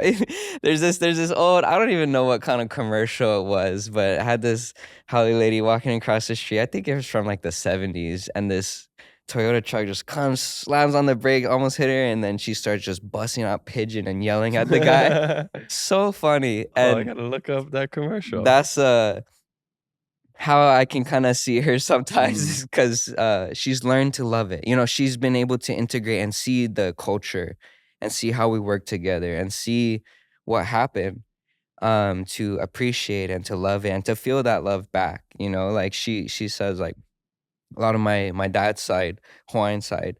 My mom's from New Zealand, Mm-hmm. so we get our Maori from her, but my dad is Hawaiian, German, Norwegian. So I got Viking blood in me too. But when we go to the family parties, on my dad's side, she said, I've never been hugged like that ever before. Mm-hmm. Whereas like probably a 20-second, 30-second hug, just like boom, hold you there. Couple of pats on the Yup. back. And then just like you feel that, Mm-hmm. you know? So that's a lot of where I find, you know, what aloha means to me and how we can share with others. But it does take time and effort if you really want to feel that, you Mm-hmm. know, or else you always kind of fall short because you just think it's this or that or this beautiful environment. Um, but serving the community, you know, she's made friends. She's integrated and found her place here. Mm-hmm. She's the one who's studying Hawaiian language right now, Mm-hmm. for my son, so that she can get better at it. I'm studying Japanese because I want to learn more because I do work out there and I love that culture as well. Um, so it was her own choice, you know, and I think that's how you can learn how it feels, you know, really how it feels. Uh, yeah, That's awesome. I love that. I love that you guys are very intentional with what you're doing and you're putting in the effort. I think that's the big word is just effort. hmm How much effort are you actually gonna put in? Is your effort just leaving Waikiki for the day to check out the Polynesian Cultural hmm Center hmm and just get a dose of that and then head back to the concrete jungle? yeah. Or is it like spending a couple of days getting to know the locals, being involved in the community, jumping in the lo'i maybe for a community day? hmm And I get it, you know, maybe you're just here for a couple of days or a week and, you know, you want to cross out all the things off your list. And if hmm you want to come here for that type of vacation, that's fine. I mean, go enjoy it. Go back home, totally fine. But if you're moving here, you're spending a lot more time, then I think there is some sort of kuleana. for sure. Yeah, I wouldn't say it's an obligation, but I think it should be something that you find within yourself, some responsibility where to yourself and to us, but mainly yourself, to be the person that's gonna learn and get educated before diving into, you know, the life over here. Yeah, I've had a thought that Hawaii and Polynesian culture has a lot of the answers to like world peace, you know? That's what Um, Pilai Paki said, Auntie Pilai Paki. and I think that's what people come to look for, you know, but then they see like sometimes monetization or building or a tropical paradise. They could just put something or whatever the reason might be. But the values that I've learned growing up, just to leave a place better than when you found it, Mm-hmm. you know, pick up the trash, whatever. That's what I take with me when I travel. Even going to Japan, you know, being respectful of their culture. But some of the mo'olelos and the stories are so powerful, and it's always respect, and it's always loving one another, and even God. You know, there's a lot of still very strong spirituality in our stories, and that's what I believe my kuleana is. With my talent and my voice is to teach these lessons and these values through my work. Mm-hmm. Um, if I can create a piece of work that's attractive in the modern era to teach the past from the past, that's my goal. Is to because growing up for me, Herb Kane, all the artists who painted Native Hawaiian figures was cool. All in the history books. That's what I've always seen as Hawaiian art. And for me, I like different style of art. You know, I'm a different generation of kid growing up. So that's why my people are colorful. Like not what you'd normally expect. Or my coconut trees are all squiggly because I see squiggly coconut trees. Or it's all different colors because I want to make it attractive enough to our generation so that they learn about, oh, what is this painting about? Oh, it's actually about this Native Hawaiian story. I have a mural coming up for 7-Eleven Mm-hmm. where I did a lot of research for stories of specifically to Hau'ula. And in the mural are these characters and figures that have prominence in that area and who came from that area, like learning about Kampua'a, the pig god. And my kupuna said that he's a Hau'ula boy, Mm-hmm. which, like I said, every story you get is a little bit different, or those who took care of the heiau right there. And so all that is inside of the mural, but I want to make it attractive enough with colors and figures um, To draw to people's attention. draw Yeah. kids my age Mm-hmm. to appreciate the culture more, you Mm-hmm. know?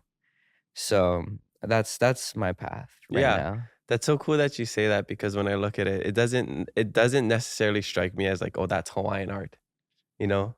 But when you explain it like that and like your intentions and like what you're trying to go for, it like totally makes sense. That's a good question. What is Hawaiian art? Maybe you. What would you what's Hawaiian art?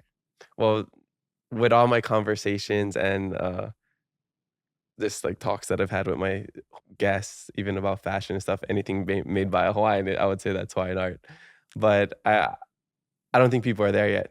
Yeah. I don't think, like you talked about how like some people are not there yet, like the Yeah. auntie at Tamura's, whatever. They're not there yet. So like we understand it, we get it, but I think that's the evolution of us, is like seen as like blood, ethnicity, looks, race.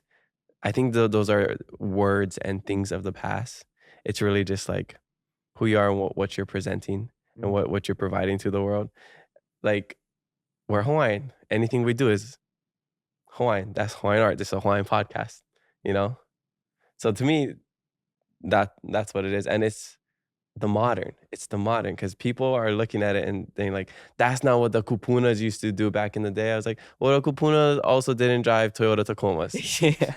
So what are you gonna do? You know, Yeah. our kupunas were smart. They loved technology. They loved innovation. They would be using all of this. They would be using Exactly. AI if they found For AI. sure. And I think people forget about that. They're stuck in the past. Yeah. Yeah. And that's where um I really think how we modernize, the Hawaiian culture in a respectful way in our perspectives, there is really important, and almost gets stressful for me because being an artist is one thing, but being a indigenous artist or Native Hawaiian artist, there is a little bit more pressure because 100%. if I misrepresent something, I might get backlash. But I do my best, to talk to my kupuna. If I have a question about something, I ask, what is the correct way to represent this? Um, and one kupuna might have a different opinion than the other. But if the intention is to teach and to speak and to create, um, I had this same question asked in a tough interview for a magazine with my friend Naz. And people thought he was kind of being hard on me, but it was amazing because asking those hard questions really changed my perspective. What is Hawaiian art? I grew up Hawaiian. I grew up with the culture. I grew up, my perspective is almost Hawaiian. So everything I create comes from that whole experience of my life Mm-hmm. into how I see the painting, how I see Native Hawaiian culture, or even Duke Hanamoku is one of my greatest heroes because of his story, not just because he was the man and the style and all that, but he shared waves with everybody. A lot of the photos he has of him surfing, he's carrying foreigners on his shoulders. He's sharing waves with all of them.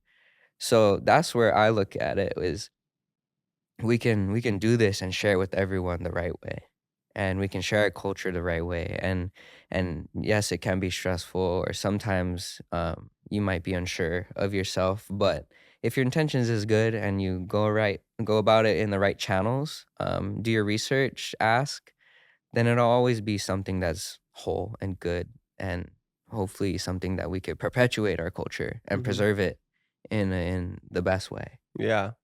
I love your mindset. But I feel like you had to work hard to get to that point. Yeah. Like how did you get to that point and having that mental fortitude and like seeing hearing certain things and being able to just kind of ignore it, like what's it called, like shut out the noise. Um, I think I just understood my purpose a little bit more, like I understood how fortunate I was to have such a supportive family and culture and people that surrounded me that um pushing past all that, like I owe it to them. I owe it to myself to not quit too soon because of comments made or even feeling uncomfortable about not being Hawaiian enough. Like that was a lot about growing up that I struggled with, even being like bullied as a kid, being a weird art kid. We was wearing skinny jeans before they was cool. And then the whole football team by senior year was wearing skinny Oh, jeans. you see kids these days, their jeans are so tight. Yeah, kids. Yeah, we get that. Yeah. You want some baggage in Yeah, there. yeah. You want some But space. anyways, kind of just knowing your purpose in life will really get you through a lot of the noise. Hmm. And for me, there's so much noise out there, and a lot of it is just trash. A lot of it is not good noise. We get more uh, content pages of mindlessness. It's funny. I'm not Hmm. gonna lie. It's pretty hilarious sometimes, all the memes. But those accounts get so much more attention than some of the more wholesome Mm. things. So for me, if I could be louder than that stuff, then I can do a good job with kind of projecting my story, my work, these mo'olelos, my lifestyle, all of that to hopefully connect with people across the world to find their tribe again. Hmm. And whether it's to reconnect you back to Hawaii, which I've had really special like DMs of people like, I seen your art and it helped me connect back home. I've been in San Francisco for most of my life, but seeing your stuff like really wanted me to take a trip back. And that's the real reward for me, like is connecting with people, providing a culture around this artwork that helps people with the same things that I was struggling with. Hmm. Because there's a lot of kids like they're out like me, grew up with Western, like I want to play video games. I didn't want to go to hula class type stuff. Same. Um, and there's a voice for that. We just need to be louder to project it, to find those people that you have a place with us if you want, you know? Awesome. How do you maintain that though? In what way? Like you maintain that mental. I said that's Uh, the pigeon. The yeah, yeah, mental. yeah, yeah, Oh, the yeah, mental yeah, straight. yeah, yeah, yeah, yeah. Yeah. I mean, like recharging, reconnecting,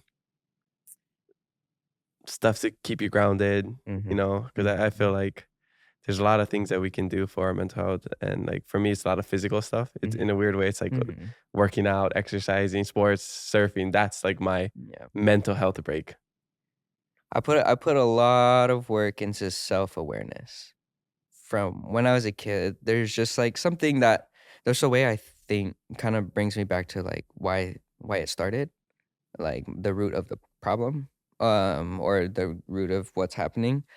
So I've always been like, oh, I feel this way about this. Why is that? And then I would do the work to figure out why. Oh, it's because I have these tendencies. These tendencies I never thought I had them. Like I'm very like impulsive or like ADHD, like all over the place. I can't sit still, like shaky legs. Hmm. So I got to get out of the house. When it gets too much. Um, so physical stuff, but also like getting through it really is like the mental. Hmm. So I really try to take care of my mental. Going to church is something that keeps my values fresh every week as like charity, love, like everything that the gospel teaches really helps me to refresh, keep it in the front of my mind every Sunday when we go to church or um, even being around my family, my friends, supportive friends and family to help with the mental. Going through really hard experiences have shaped getting like understanding, oh, this was a tough time. How do I get through it? Let's try this. So I have a lot of hobbies, even like I do Muay Thai, Oh, no um, way. skate, surf, um, what else? Dirt bike, mountain bike, anything active just to get my wiggles out for the most part. Therapy, like therapy with a therapist to go over some of the traumas, like when my dad or life at home, stuff like that. To really know that I need to be the best version of myself in order to do the work Mm. and to handle what's to come. Um, yeah. Who gave you that push to do that? Especially with like stuff like therapy and I have a being lot of really self-aware. supportive friends, but I think I just realized like I don't like the way I was feeling. So Mm. let's give this a try. Let's give this a try. Um and it's I know at one point like, oh, you need to go to therapy was kind of like a joke. Like, oh, you Mhm. you mental, huh? Yeah, yeah, yeah. That's my dad would call us all the time. But it's I love reading self-help books. It was kind of, I think like when I was like 16 or 17, I had man just so many great experiences. Like at camp school, there's a scholars program for kids who don't get in, that they could do summer activities, like all the summer activities, but also like a scholars program where they taught us team building skills, all that. So we read Seven Habits of Highly Effective Teens when I was young, and so that kind of taught me to think about things a little bit deeper, to think about how I'm feeling, to think about like how my actions affect other people. And I've always just kind of stuck on that grind. It's just like reading self-help books, just trying to be my best version of myself. If something's I'm doing or making me happy, okay, let's change that a little bit. Small adjustments here and there, but yeah, just self-awareness is so important because you might not realize what you're doing or the way you're thinking could be affecting your life in a negative way. Mhm. And something recently I finally developed was getting out of my own way. I stand in my own way and just being nervous or not just trusting myself to where like I'm not the best version of myself. So understanding that there's a way to feel happy and there's a way to be motivated, and it's all from the power of your brain, has really got me through some pretty tough times. Awesome. Mahalo for sharing.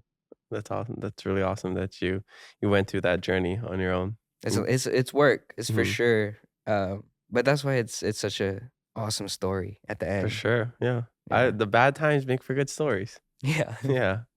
I want to jump into like the entrepreneurial side because Mhm. I feel like that's very inspiring as well. It's very rare, at least in my bubble, the people that I know of, to have a sustainable lifestyle and career as an artist. So, what is some advice that you would give to people um, to get to the level where you're at? Because I feel like maybe there's so many talented people out there, but maybe they just don't have that business acumen. Maybe they don't know how to capitalize on certain opportunities. Maybe they're just waiting for their one big break, and the keyword waiting instead of Waiting. just pursuing. Yeah. So yeah, just drop some knowledge on these kids. Alright. They want game. Yeah. Give some game. Don't wait. You're never gonna be ready. Be okay with failing. Be okay with creating 1,000 ugly pieces of work before you find one piece that you did is actually cool. Um, a lot of that, you have to go through it. You got to pay your dues. I've always known I got to pay my dues. Which is like surfing. Yeah, and surfing, like if uncle tells you go, you go. Like there's no backing off on a wave when the uncle tells you go. Mhm. Um, even in graffiti, there's a lot of respect there that we have to learn, and so we got to pay our dues. But don't expect that it's yours already. Like you can manifest that one day it will be yours, but maybe entitlement. It's like some people feel like they deserve certain things without the work. Um, they think success happens overnight. They think my career may have started technically full-time artist 5 years ago, but I've been an artist my whole life, you know? Um, so it takes time and it takes failing forward. That was a big lesson that I learned growing up was like the more mistakes you make and actually learn from it, and instead of seeing it as a failure, seeing it as a lesson, I've only gotten better and better at the business side of things. Um, business, gems, I think create your path, set goals. Goals, they're so easy. We always talk about them, but no one actually does them. I wrote down in my notebook after my church mission, came home, wrote in my notebook, I'm gonna be in powwow in 2018, the Powwow Mural Festival here in Kaka'ako. I attended as a kid, my whole childhood, or once it started in high school and all my friends, and then I said I'm gonna do it. 2018, 2016, I found my own way to participate. So 2 years earlier, just from Right. writing it down, it was a goal, and the goals I write now are very ambitious, but I know it's gonna happen. Um, all aspects of business, um, you really gotta learn, marketing. A lot of my decisions I make, even with location-based art shows or the art I'm making for this area or this story or that, are very strategic decisions based on even finance and accounting. All of it goes into play when it comes to art. Whereas a lot of artists have the talent, but they don't have the entrepreneurial tools to make a living off of it. And that's the way I run my artwork is because it's totally fine to have it as a hobby, as a balance, just to do artwork for the love of it. I sometimes wish I would have more time for that, but I love what I do. I love the business and the networking. Networking is so huge. Networking will get you further than any transcript, degree, anything. Call Connections. all of it, yes. And acting. Well, that's a showing up is the Mm. action. If I don't show up to the event and not network and shake hands and just chat you up real quick, um, that's one new connection that I made. That same connection 2 years down the line, remember, oh, Jack's been hustling his artwork. Hey, Jack, I have a wall. Let's go. That's how it's been. I've never done outreach Mm. except for 2 projects. And it's all been word of mouth, just from people I know and showing that I'm working, I'm doing it, that every day I'm working on something related to my business and my Mm. art, keeping it fresh in people's minds. Um, and it's allowed for a lot of great opportunities, and putting care into your work and time and thought. Um, and a lot of it doesn't really matter unless you have that quality and that love for what you do. Because when you do it for the love and know that you have these business goals and tools, which is still super important, it all follows. Everything follows when you're just on your path doing what you want to do, not comparing yourself. I used to compare myself a lot, like, oh, this guy's coming up, he's gonna scoop all the jobs. There's enough work for everyone. There's enough people to reach out to. You might like a different style of artwork than I might like, which would give him jobs or her jobs rather than me.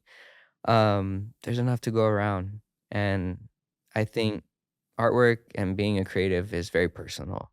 Like you Mm. put something out there and it's a very personal thing you're giving. So when it's criticized negatively, it hurts. Mm. It hurts. It definitely hurts. And I've been through a lot of that pain already. But does it stop me from painting tomorrow? No. Does it stop me from drawing tomorrow or showing up to the gallery opening tomorrow? No, I'm still gonna go regardless if you Mm. think I suck or not, you know? Yeah. So definitely paid my dues through all that, but it really is up to you to create your own path. And that's the beautiful thing about what we're doing today with social media. There's free tools to get your work out there. There's free advice. Mhm. There's YouTube tutorials. You don't even need to go to college. My boys that didn't go to college are some of the most prolific artists, in my opinion, and they barely made out of high school.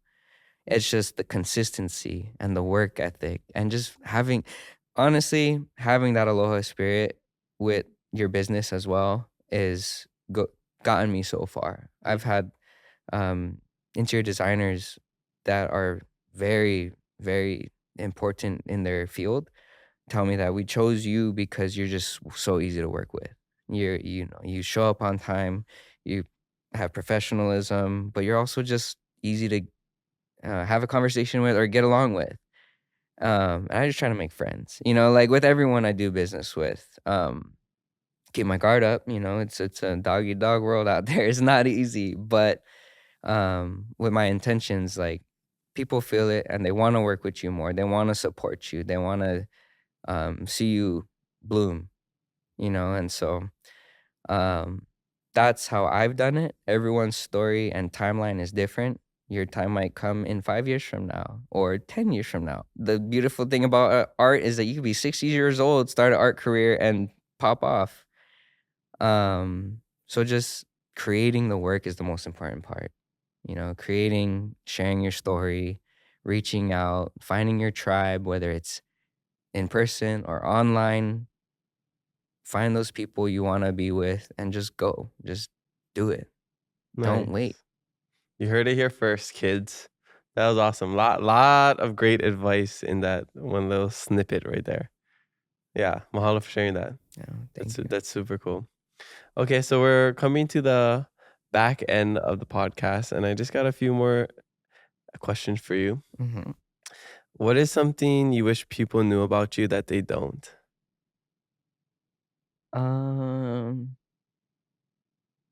I'm pretty nerdy. Mhm. Like, No, something we what do you don't mean? know. I'm nerdy. I would never guess. You look so cool.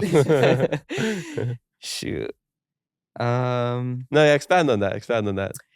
No, I think it all plays, but like plays into it. But for me, what do people not know? I think it's more so like my energy levels.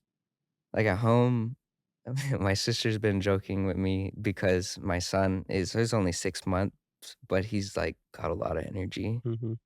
And as a kid, like I would terrorize my sisters like in the funnest way. And they still love me, so it's okay. But my sister teased me from like running across my yard to get from one house to like my dad's workshop like a ninja.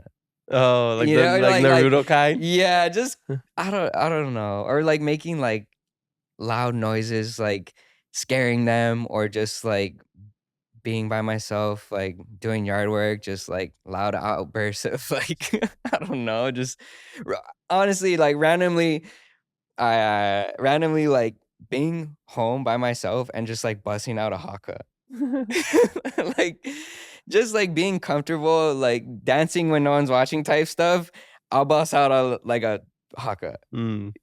just to like just get that energy out and just Get I the don't know, be wiggles out. silly, Yeah. be silly. Like I was pretty silly as a kid, like pranking people and pranking my sisters and just kind of being rambunctious. And then I realized it was a little like annoying, like I was just bugging them. So Oh, I uh, got you. I've actually learned to kind of tame a lot of it, but it's starting to show in my baby. That's funny. You're just you're a goofball. That's what, Yeah, that's what you're saying. yeah, That's how I'm with my sisters too. They get so annoyed with me. yeah. But it's like one of those things you just love annoying your siblings, right? Yeah, yeah, and, It's and my so friends, fun. all of Yeah. that. Like until like it just like I had to like melt down a little bit, but nah, that's just a funny one, like an embarrassing one maybe, but something I don't know about. What is an example? Oh, What I about thought you? that was I'm good. gonna ask you. What is something Um, that some people well, don't know I about I you? guess mine would be maybe one or I guess like two, which would be along the lines of that is like I'm a dork. Like Yeah, I love nunchucks. I have like really weird things that I like boomerangs and nunchucks and um slingshots bro, and like same. I'm just like really like a kid. Like I could talk about all these deep stuff, but then I'm just like I don't I like weird stuff. I don't know. Yeah, Like I have a really weird hobbies or habits. Like I like catching things in my mouth. Like I posted Oh, some yeah. stuff online, and like I like swinging nunchucks and I don't know, slacklining. This Yeah, very yeah, like yeah.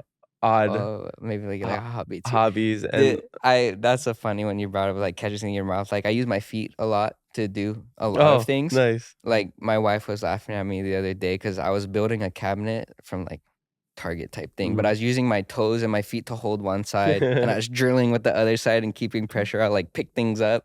Mhm. That's probably just a local thing. Yeah, Just yeah, yeah. there's more Extensions appendages, of our but body. But yeah, yeah, no, just and I'm a dork at heart. yeah, no, I feel you. And I think one of the other things as well, and I feel like you can probably relate to this. I'm not super extroverted.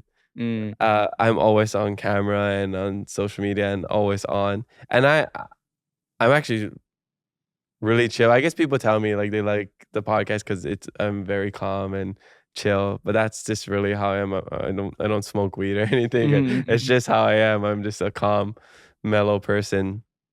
And I just I really go out to things if I'm invited to them, like for events and stuff, because I need to. But I also see the importance of networking and connecting with people. Like I mean, we met because I went to Value Furniture. Like I Yeah, said yes to something, and I went just to show face and meet people, and that's what I do a lot, and that's how I meet a lot of people and get all these amazing opportunities.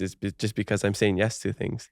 Yeah, yeah. but I mean, don't say yes to everything. You gotta Right, draw the line at some right. point. But when you see value in something, but yeah, I'm just like if I could be home all day just doing my thing or just surfing.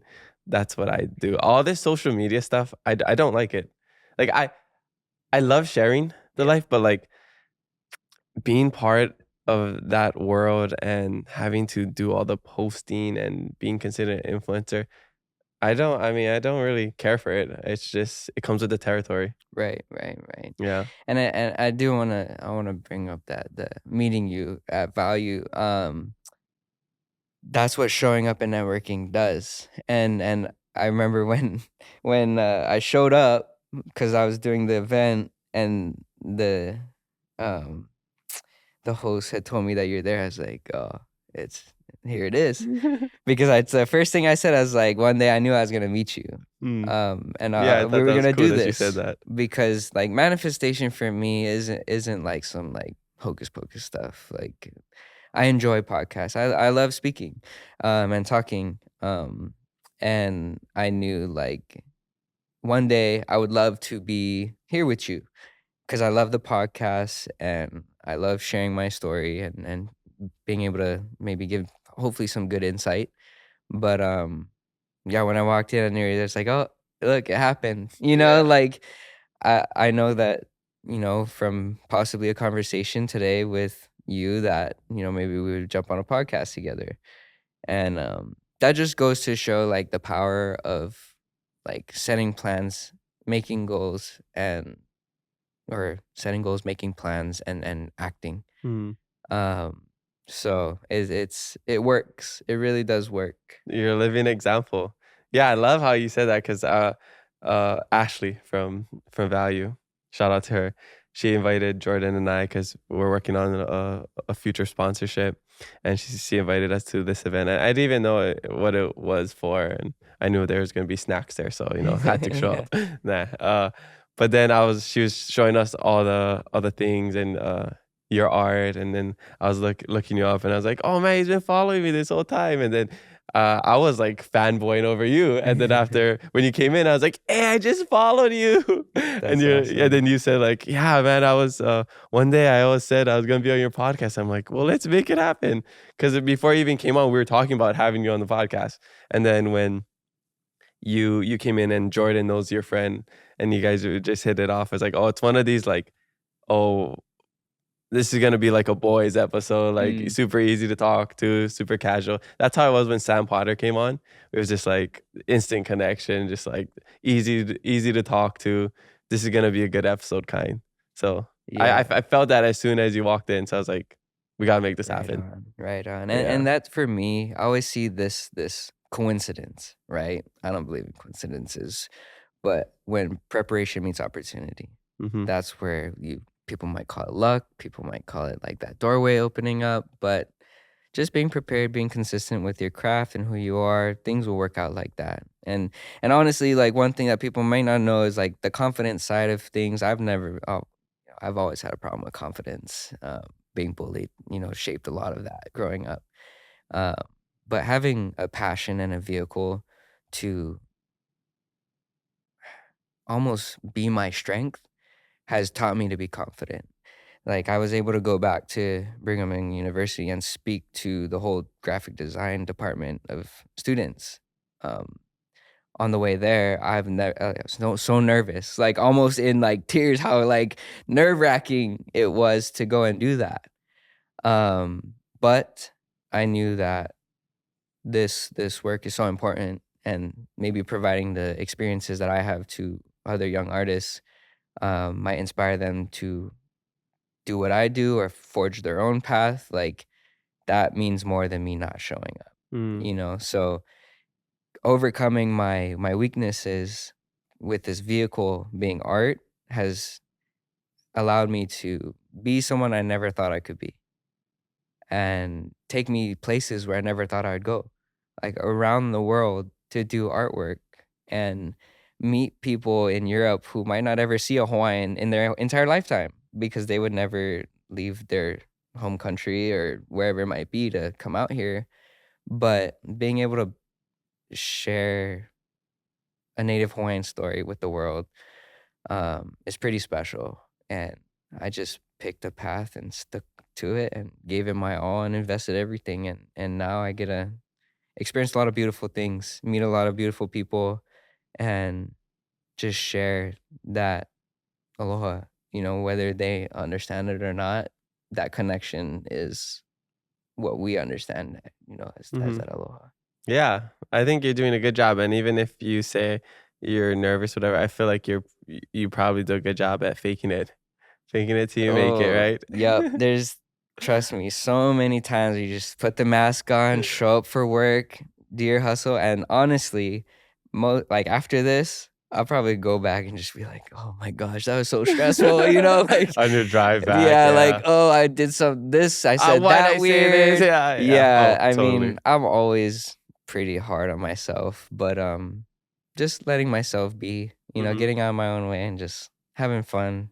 It's always gonna turn out good. Yeah. Yeah, all the stuff that you say, I'm totally relating to. And even with getting nervous to speak at crowds, like spoken at UH and stuff. And like so we're about to get into your life hack. So I hope you prepared one. But like one of my life hacks is when I learned that like nervousness and excitement comes from the same part of the brain, there's no like physiological difference in your body when you're nervous or excited.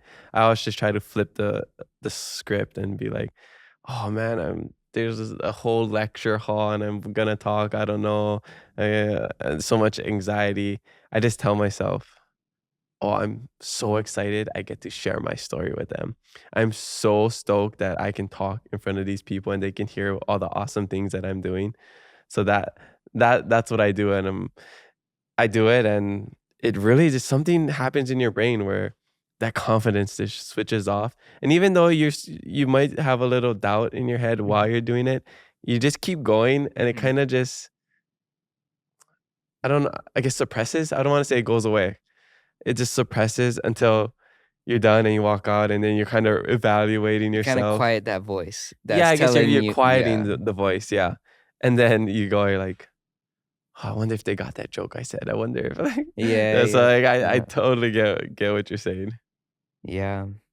For me, one of my life hacks that's helped me with confidence or business and everything is, I played baseball when I was young, just on a team. All that was fun, and it maybe wasn't the most it wasn't my favorite sport of that I did. I did play basketball, soccer a lot, but um, I always think to myself, what would a professional baseball player do?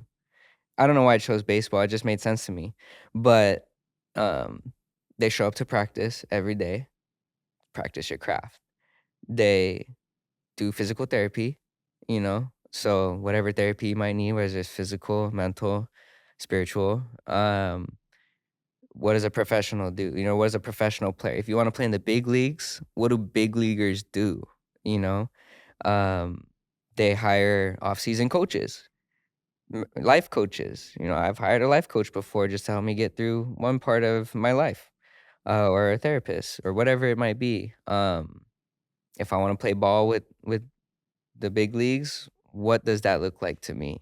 Writing a professional email. If I want to play big leagues, I got to figure out, okay, how would a professional write an email? Mm. Look it up. You know, so many resources on how to do stuff. How to's are one of the biggest content pieces of material out there.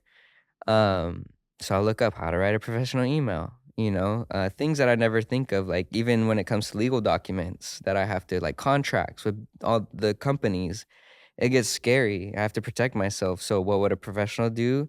Hire a lawyer. I've hired a lawyer for certain things to read over these things. So just that concept and thinking about what would a big league do, and then suddenly you find yourself in that league, Mm. or you find yourself playing with some of your heroes. I have heroes that, um, fun story, Woes from Oahu, one of the greatest.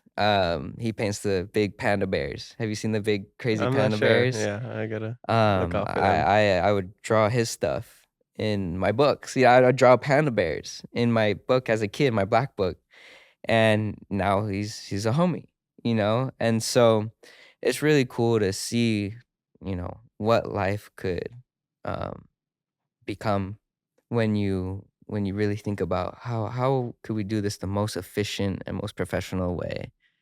And that's my hack that has gotten me through, some of the times where I've doubted myself Mm-hmm. a lot, or um realize like, oh, I dropped the ball with this client because my email language was like weird. Let's work on that. Let's practice it. And then, yeah, just showing up to practice when you don't want to. There's so many days where I sit down to draw and I'm just like, have nothing. Creative blocks, all of that still happen. Um, so I go kick the bag, do some, Muay Thai, go surf, do something different, go for a little drive, wash the dishes, something that has nothing to relate, come back to it. Just come back to it. Sometimes forcing yourself to get into it, just start, works. Mm-hmm. So just find your method of doing it. But for me, how to be, play ball with the big leagues has always kind of been my dream, you know, because it stems from even wanting to be a professional surfer as a kid, but I never made it there. But I found my own way to participate in the surf industry, and that was through what I love, which was art. Yeah. All my boys can get barreled at Tahiti, 2-story, 3-story house-sized waves. Not me, I never got into that, but I could still participate with the contest, the culture, all of that with my own steez. So, um, yeah, just being a professional has always kind of been my motto to how can I do things better and better each time. Dang, I'm just gonna give a little clap for that. That's so cool. I've never heard of that perspective before, and it's such a simple one, especially for me, who is someone that played sports their whole life. I didn't think about it, but then I'm reflecting as you're speaking, like, whoa, I modeled this podcast after Joe Rogan, after the fantasy footballers, after all my favorite podcasts, that I think are the best, you know? Mhm. And then like how you said being involved in like that world in a certain way, like with the collabs that you do.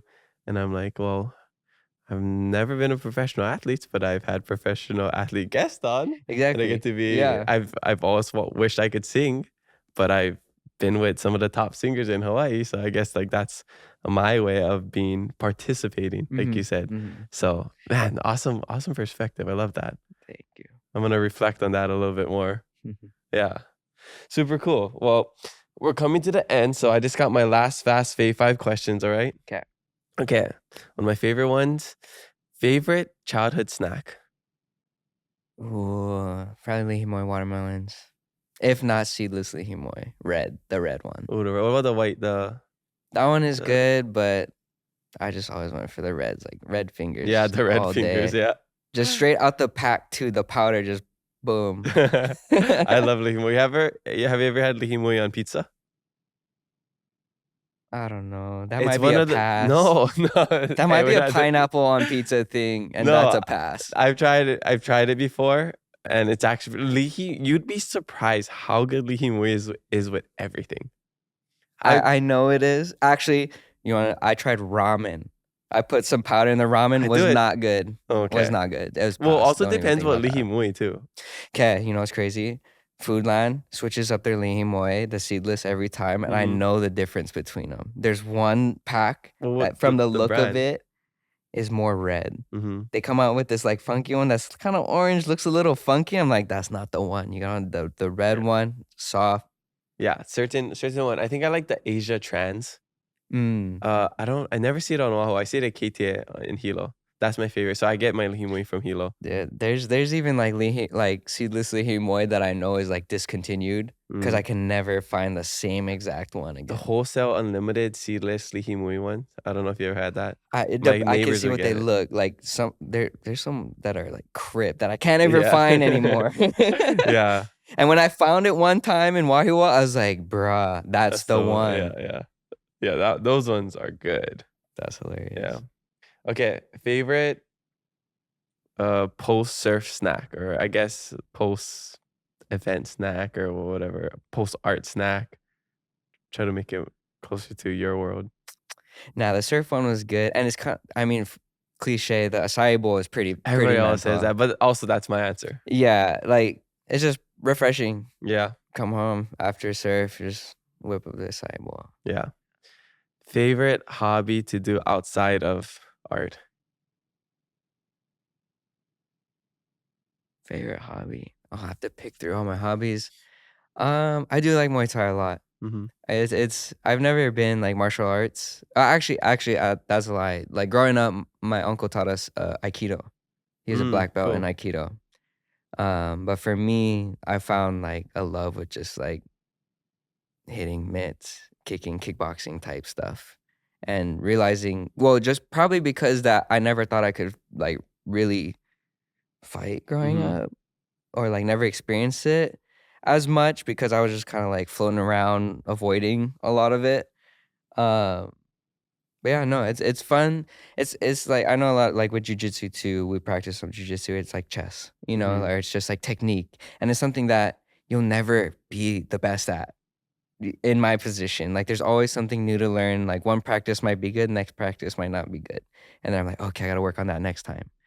But yeah, You love the challenge. and then I like watching UFC. Yeah. Like I love UFC. Let's not talk about the last Like, fight cards. I was in Japan. I didn't watch Oh, it. you don't watch it? Well, the last one, it was at an Bretman's party. So I was the at my Gaethje event. one. Yeah. And you had the event. That's why you weren't there. But I saw the kick. I watched it. So we went later to the party. So I actually was able to watch it all the way up. Like as we got there, the fight ended. He landed the kick on Poirier. Yeah. Oh, that was good. And But then the fight before that too. Was it not? Who was it? I think it wasn't the Izzy. No, that was before.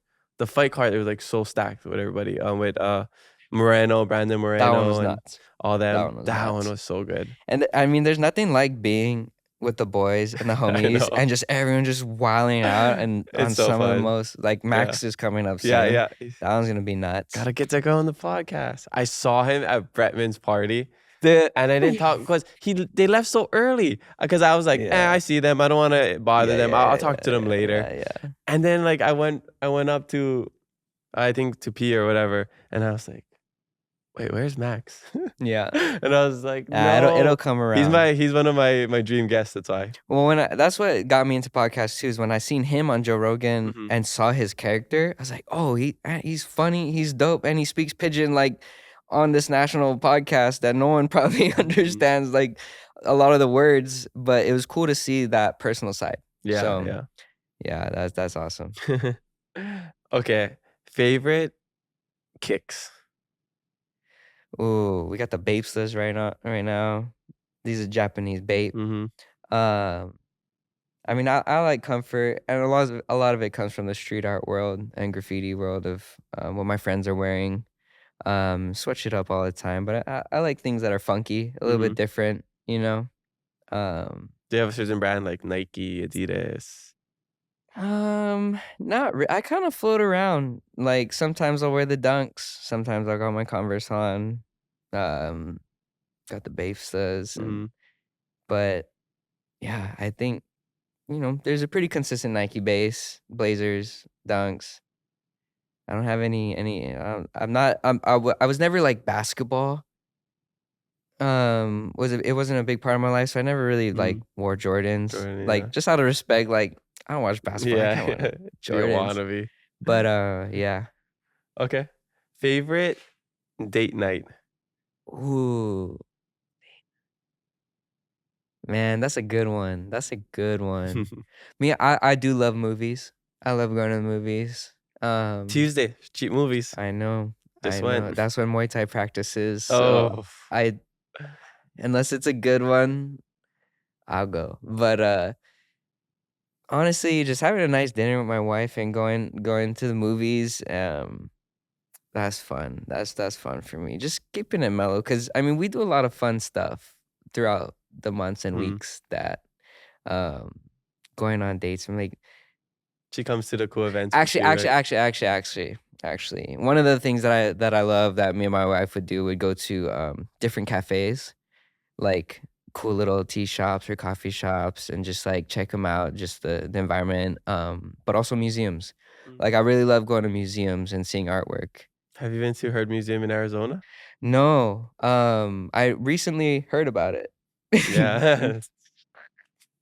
Nice. But no, I heard about it, and I heard they did a native Yeah, Hawaiian they have an show. exhibit, a Native-Hawaiian exhibit. Yeah, I wish I was a part of it. Yeah. Next time. Yeah, next one. But I went because I was in Arizona for work oh, earlier, and I just nice. And you happened got to to go go? there, Sick. and I had no idea. And I was tripping out. It was so Yeah, awesome. yeah. So things like that. I love just being in a space or a creative space, or like cool architecture. But that's something that I'm looking forward to, like continue doing, is like take my kids, let them experience art, run around the museum with my family. I really love it. Like Mm, when you say you love art, like I do art on my free time. mm. Like I go see art on my free time. Yesterday morning in Japan, I went to the Kyoto Modern Art Museum, and it was awesome. So It's that's a good yesterday day. when I was in Japan. You know, Yeah. you know.